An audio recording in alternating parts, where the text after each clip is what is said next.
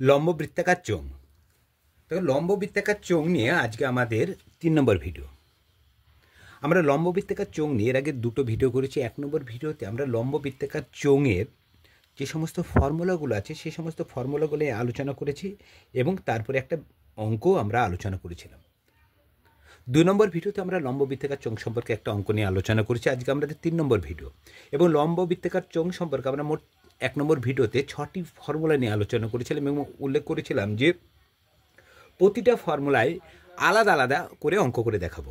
তাহলে 6টা ফর্মুলা মানে আমরা লম্ব বৃত্তাকার চোঙ সম্পর্কে আমরা 6টা অঙ্ক করব। তাহলে আমাকে আগে দেখে নিতে হবে অঙ্কটা। লম্ব বৃত্তাকার চোঙের আজকে যে অঙ্কটা আলোচনা করবো সেই অঙ্কটা কী বলেছে দেখো। 2 মুখ খোলা একটা লম্ব বৃত্তাকার পাইপ। আগে আমি পাইপটা আঁকে নিই। দেখো তাহলে 2 মুখ খোলা, সেটা জলের পাইপ হতে পারে, তাছাড়া অন্যান্য পাইপও হতে পারে, যেগুলো আমরা অনেক পাইপই দেখি যাদের 2 মুখ কী আছে, খোলা আছে। দেখ 2 মুখ খোলা আছে। পাইপটির মুখের বহির ব্যাসের দৈর্ঘ্য 30 সেমি এবং অন্ত ব্যাসের দৈর্ঘ্য 26 সেমি। দেখো বহির মানে কি বাইরের, আর অন্ত মানে ভিতরে। বহি মানে কি এই যে বাইরে। যে কোনো পাইপকে তুমি লক্ষ্য করবে বাইরের যে ব্যাস এবং ভিতরের ব্যাস কিন্তু পুরো আলাদা হয়। বাইরের ব্যাস দেখবে পাইপটা মোটা, দেখো পাইপটা মোটা আছে, কিন্তু ভিতরে তুমি যদি লক্ষ্য করো এই পার থেকে এই পারে যদি লক্ষ্য করো ভিতরে যে হোল বা ছিদ্রটা থাকে সেই ছিদ্র দিয়ে যদি লক্ষ্য করো বাইরের দিকে যে পরিমাণ আমাদের মোটা লাগে ভিতরে কিন্তু ছিদ্রটা কিন্তু সেই পরিমাণ মোটা না, ওর থেকে অনেকটা কি আছে চিকন হয় ছিদ্রটা। তাহলে এই চিকনটা দেখো এটা অন্ত, দেখো এই যে এইখানে একটা কি আছে, এখানে দেখো ধার আছে তাই না, যে কোনো পাইপের এই ধারটা লক্ষ্য করবা। দেখবে ধারটা দিয়ে দেখো, ধারটা দেখো বেশ মোটা আছে, সেজন্য বাইরে থেকে দেখো আমি এতটা হয়ে যাচ্ছে ভাবছি একটা ধরে, কিন্তু ভিতর দিয়ে কিন্তু দেখো দৈর্ঘ্যটা ছোট। তাহলে ভিতরের অন্তর ব্যাস কিন্তু সবচেয়ে ছোট এবং বহির্ব্যাসটা কী হয় বড় হয়। তাহলে যে কোনো পাইপেরকে দেখলে আমরা বুঝতে পারবো যে তার অন্তর মানে ভিতর, আর ভিতরটাকে একটু চিকন হয় আর বাইরেটা কী হয় একটু মোটা হয়। তাহলে বহির্ব্যাস বা অন্তর্ব্যাসের মধ্যে কিন্তু একটা পার্থক্য থাকে। বহি মানে বাইরে, অন্ত মানে কী হয় ভিতরে। এবার অন্তর্ব্যাসের দৈর্ঘ্য আছে 26 সেমি এবং পাইপটির দৈর্ঘ্য আছে 14.7 মিটার। দেখো এখানে দেখো 2টো একক পেয়ে গেলাম আলাদা। তারপর প্রতি বর্গ ডেসিমিটারে 2.25 টাকা হিসেবে পাইপটির সমগ্র তলের আলকাতরা প্রলেপ দিতে কত খরচ। এখানে দেখো সমগ্র তলে আলকাতরা প্রলেপ দিবে, তার মানে কি এখানে সমগ্র তল এর ক্ষেত্রফল বের করতে হবে। তাহলে আমরা যে সমস্ত 1 নম্বর ভিডিওতে আলোচনা করেছিলাম যে যদি 2 মুখ খোলা পাইপ হয় সেক্ষেত্রে সমগ্র তলের ক্ষেত্রফলের ফর্মুলাটা কী হয়। দেখো সমগ্র তলের ক্ষেত্রফলের ফর্মুলাটা কিলো কি 2 পাই R1 plus R2 into H plus 2 পাই R1 এর হোল স্কোয়ার মাইনাস R2 এর হোল স্কোয়ার। কিছু হলে এটা ক্ষেত্রফল মানে কি বর্গ একক। তাহলে R1 মানে কি আর R2 মানে কি। R1 হচ্ছে বহি ব্যাসার্ধ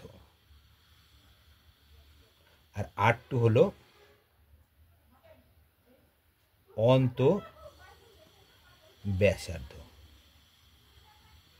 তাহলে R1 মানে বহি ব্যাসার্ধ আর R2 মানে কি অন্ত ব্যাসার্ধ।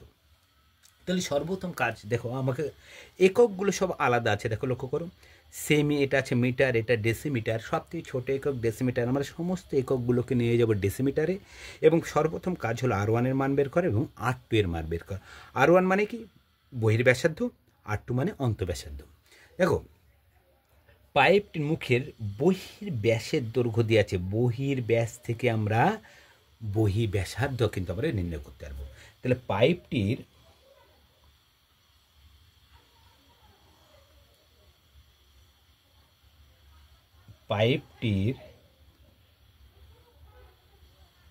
বহি ব্যাস 30 সেমি। তাহলে পাইপটির বহি ব্যাসার্ধ কত হবে, বহি ব্যাসার্ধ, তাহলে ব্যাসকে কত দিয়ে ভাগ করবো আমরা 2 দিয়ে, তাহলেই ব্যাসার্ধ পেয়ে যাব 2 সমান 15 সেমি। কিন্তু একককে নিয়ে যাব কি বললাম, ডেসিমিটারে।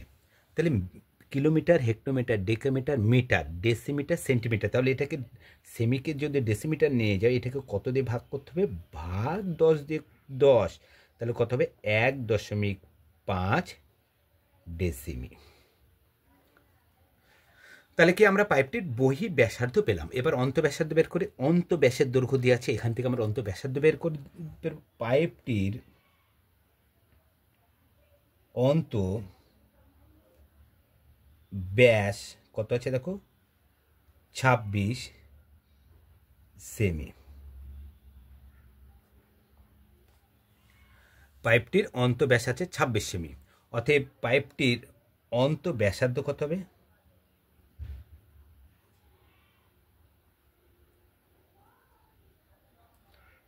26/2 সমান 13 সেমি। তাহলে সেমিটাকে কোথায় নিয়ে যাবো, আমি ডেসিমিটারে নিয়ে যাব।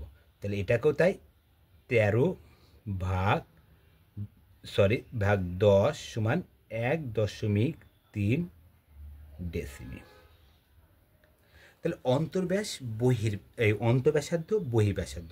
তাহলে বহি ব্যাসার্ধ মানে কি, এখানে দেখো R1 এর মান পেলাম, অন্তব্যাসার্ধ মানে কি R2 এর মান পেয়েছি আমরা।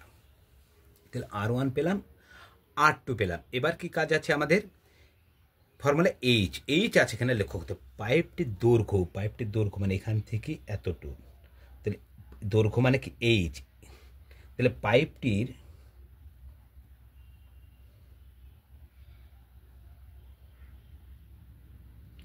দৈর্ঘ্য 14.7 মিটার। তাহলে মিটারকে আমরা কি করব, ডেসিমিটার। তাহলে 10 দিয়ে গুণ করে দিতে হবে, 14.7 গণিত 10 ডেসিমি সমান 147 ডেসিমি। দেখো পাইপটির আমরা কি বহির্ব্যাস পেলাম, বহির্ব্যাসার্ধ পেয়েছি, অন্তব্যাসার্ধ পেয়েছি। এটা পাইপটির দৈর্ঘ্য মানে কি, আমরা এইচ লিখে রেখে এইচের মানটাও আমরা পেয়ে গেছি। এবার পাইপটির সমগ্র তলে আলকাতরা প্রলেপ দিতে, তাহলে পাইপটির সমগ্র তলে ক্ষেত্রফল আমরা বের করতে পারবো। অতএব পাইপটির সমগ্র তলের ক্ষেত্রফল, তাহলে সমগ্র তলের ক্ষেত্রফলের ফর্মুলাটা আবার লিখে দিচ্ছি এখানটায়। তাহলে কি, 2π R1 plus R2 into H plus 2π R1 এর হোল স্কোয়ার মাইনাস R2 এর হোল স্কোয়ার বর্গ একক। এবার আমাকে কি কাজ হচ্ছে, মান বসানো। দেখো 2π থেকে রেখে দিলাম, R1 কি আছে এখানে দেখো, R1 1.5, তাহলে লিখে দাও 1.5 যোগ R2 কত আছে 1.3 লিখে দিলাম, গণিত এইচ কত আছে দেখো 147 প্লাস আছে, প্লাস রাখুন, 2π রেখে দিলাম আমি। R1 1.5 square, 1.5 square minus R2 1.3 square, কি আছে এখানটায়, বর্গ একক। দেখো আমার মান বসানো হয়ে গেলে এবার একে একে এটার সাথে এটা যোগ করে আগে। তাহলে এখানে কি লিখবো, 2π ইন্টু, তাহলে আসছে 2.8 গণিত 147 যোগ 2π 1.5কে 1.5 দিয়ে যদি গুণ করি হয় 2.25 বিয়োগ 1.3কে 1.3 দিয়ে গুণ করে 1.69 বর্গ একক। দেখো লক্ষ্য করো, এবার 2.8কে 147 দিয়ে কী করবো, আমাকে গুণ করতে হবে। তাহলে আমরা 2π রেখে দিলাম, 2.8কে 147 দিয়ে যদি গুণ করি হবে 411.6 যোগ 2 পাই ইন্টু 2.25 থেকে 1.69 বিয়োগ করলে হয় 0.56 বর্গ একক। দেখো আমাকে আর একটা পেজ ব্যবহার করতে হবে, এখানে আরেকটা লাইন অবশ্য করা যাবে। এবার লক্ষ্য করো 2 পাই কমন যাচ্ছে, 2 পাই কমন নিয়ে নিলাম, তাহলে 2 পাই যদি কমন নিই পড়ে থাকছে কত 411.6 যোগ 0.56 বর্গ একক। তাহলে এখানে দেখো 2 পাই, এবার আমি মান বসাবো, একটা পেজ নিচ্ছি আমি, দেখো আছে 2 পাই, তাই না? 2 পাই, দেখো 2 ইন্টু পাই, তাহলে 2 পাই, তাহলে 2 গণিত পাই মানে কি 22/7 লিখে দিলাম, গণিত 416.6 তার সাথে গুণ যোগ করব কত 0.56, তাহলে যদি আমরা এটাকে যোগ করি হবে 411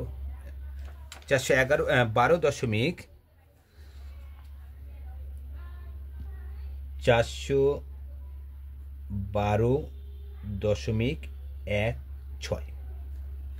এবার দেখো তাহলে আমরা পেলাম এখানটায় 2 ইন্টু 2 এর মান থাকলো, পায়ের মান 22/7, 411.6কে 0.56 দিয়ে যোগ যদি করি তাহলে হয় 412.16। কি আসছে এখানে বর্গ একক, বর্গ একক। দশমিক তুললাম, নিচে কত পাবো 100 পাবো, 7 দিয়ে কাটি, 5 7 35, 6 27 56, 27 56, 27 56। দেখো এখানে যদি আমরা 100 দিয়ে কাটাকাটি করি তার আমরা দেখতে পাচ্ছি যে পুরো সবগুলো সংখ্যা কিন্তু কাটবে না খুব, সেজন্য আমরা 100টা নিচে রেখেই দিই, তাহলে কি আমাদের পরে হচ্ছে ভাগ করা সুবিধা হবে। তাহলে উপরে পড়ে আছে দেখো 2 গণিত 22 গণিত 5888 বাই 100 বর্গ একক। তাহলে 2 গণিত 22 গণিত 5888, তাহলে 22 দুগুণে কত হয় 44, তাহলে 44-এর সাথে আমাকে গুণ করতে হবে কত 588, হবে হচ্ছে 25907 বাই 100। তাহলে 100 দিয়ে ভাগ করে দাও, দেখো 2590.72 বর্গ একক। তাহলে আমরা এখন দেখো এটা কি পেলাম, এটা পাইপটির সমগ্র তলের ক্ষেত্রফল আমি পেয়ে গেলাম। এবার পাইপটি যখন এবার সমগ্র তলের ক্ষেত্রফল পেয়ে গেলাম, এবার দেখো পাইপটির সমগ্র তলের ক্ষেত্রফল পেলাম, প্রতি বর্গ ডেসিমিটারে এত টাকা হিসেবে পাইপটি সমগ্র তল আলকাতরা দিতে কত খরচ হবে, বেড়ে প্রতি বর্গ ডেসিমিটার মানে 1 ডেসিমিটারে এত টাকা খরচ হয়, তাহলে টোটালি সমগ্র তলের ক্ষেত্রফল হচ্ছে এত বর্গ, সরি সব জায়গায় একক লিখে চলে গেছি আমি, তাই না? এগুলো সবগুলোতে হবে ডেসিমিটারে আসবে, ডেসিমি,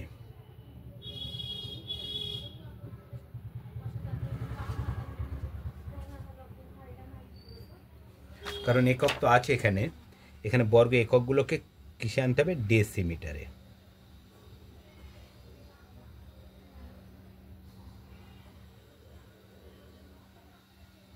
তাহলে আমরা ক্ষেত্রফল, আমরা সমগ্র তলের ক্ষেত্রফল পেয়ে গেলাম, এবং 1 বর্গ ডেসিমিটার আলকাতরা দিতে খরচ হচ্ছে 2.25 টাকা, তাহলে এত বর্গ ডেসিমিটারে আলকাতরা দিতে কত খরচ হবে, অতএব পাইপটিতে আলকাতরা লাগাতে খরচ হবে,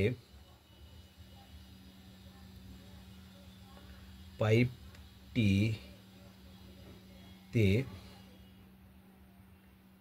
আলকাতরা লাগাতে খরচ হবে 25907 গণিত কত 2.25 টাকা। তাহলে এটাকে যদি আমরা গুণ করে দিই হবে 5829.12 টাকা। দেখো অঙ্কটা কিন্তু অত সহজ না, অঙ্কটা বেশ টাফ আছে। অঙ্কটা অন্তর্ব্যাস এবং বহির্ব্যাস যখন দুটোই ফাঁকা নলের ক্ষেত্রে জানা থাকবে, সেক্ষেত্রে কিন্তু অঙ্কটা এই ফর্মুলাটায় অঙ্ক নামানো কিন্তু অনেক সমস্যা আছে। সেই জন্য অঙ্কটা আমি কীভাবে করেছি পরপর সেটা একটু ভালোভাবে লক্ষ্য করবে যে আমি পরপর কীভাবে এগিয়ে গেছি। যেভাবে এগিয়েছি, যা যা চেয়েছে R1 এর মান চেয়েছি, R2 এর মান চেয়েছে, বের করে নিয়েছি, H এর মান চেয়েছে, H এর মান বের করেছি, তারপর পরপর আমি মানগুলো বসে গেছি। এখানে আমার একটু ভুল হয়েছিল, দেখো এখানে আমি সব জায়গায় একক লিখেছিলাম, আমার এগুলো ডেসিমিটার, এগুলো সমস্তগুলো বর্গ ডেসিমিটার করে নেবে, এবং শুধুমাত্র ওই জায়গাটা আমার একটু মিস্টেক হয়ে গেছিলো। যাই হোক, ওটাকে ডেসিমিটার বর্গ ডেসিমিটার করে দিলে হয়ে যাবে। এখানে যখনই আমরা সমগ্র তলের ক্ষেত্রফলটা পেয়ে গেছি অঙ্কটায়, তখন আমরা কিন্তু এক বর্গ ডেসিমিটারে যে 2.25 টাকা খরচ হচ্ছে, তাহলে এত বর্গ মিটারে কত খরচ হবে, তাহলে এটাকে গুণ করে দিলে আমাদের অঙ্কটা হয়ে যাচ্ছে। তাহলে আমরা হচ্ছে লম্ববৃত্তাকার চোঙের 3টে হচ্ছে ফর্মুলা নিয়ে আলোচনা, এখনও 3টে ফর্মুলা নিয়ে আলোচনা করব। এবং বর্গ ডেসিমিটার লম্ববৃত্তাকার চোঙ সম্পর্কে যত ধরনের ফর্মুলা অঙ্ক আছে সমস্ত উত্তরগুলো তোমরা এই চ্যানেলেই পেয়ে যাবে। আর আমার যে নতুন চ্যানেল আমি উল্লেখ করে পারবে ম্যাথ সাইন, এখানে তোমরা যেতে পারো। এখানে বিভিন্ন কম্পিটিশন পরীক্ষার শর্ট প্রশ্ন হচ্ছে আমি দিয়ে থাকি দুপুর 12টার সময়। তাছাড়া আমার এই চ্যানেলে শর্ট দিয়ে থাকি সন্ধ্যা 6টার সময়। তাহলে দুটো চ্যানেল থেকে দুটো শর্ট বিভিন্ন কম্পিটিশন পরীক্ষায় কিন্তু পাস করার ক্ষেত্রে তোমাদের অনেকটাই সহজ হবে, কারণ এখানে আমি হচ্ছে নিয়ম সহ উল্লেখ করে দিই। তাহলে লম্ববৃত্তাকার সম্পর্কে আমরা যে আজকে আমাদের 3 নম্বর ভিডিও আমরা শেষ করলাম। সামনে আমরা হচ্ছে লম্ববৃত্তাকার চোঙের আর একটা হচ্ছে অঙ্ক নিয়ে আসবো, সেখানে ফর্মুলাটাও কী থাকবে, আলাদা থাকবে। আজ এই পর্যন্ত। আর যদি তোমাদের চ্যানেলটা ভালো লেগে থাকে তাহলে লাইক কমেন্ট শেয়ার করবে এবং পারলে সাবস্ক্রাইব করবে। আজ এই পর্যন্ত, পরের ভিডিওতে আবার দেখা হবে।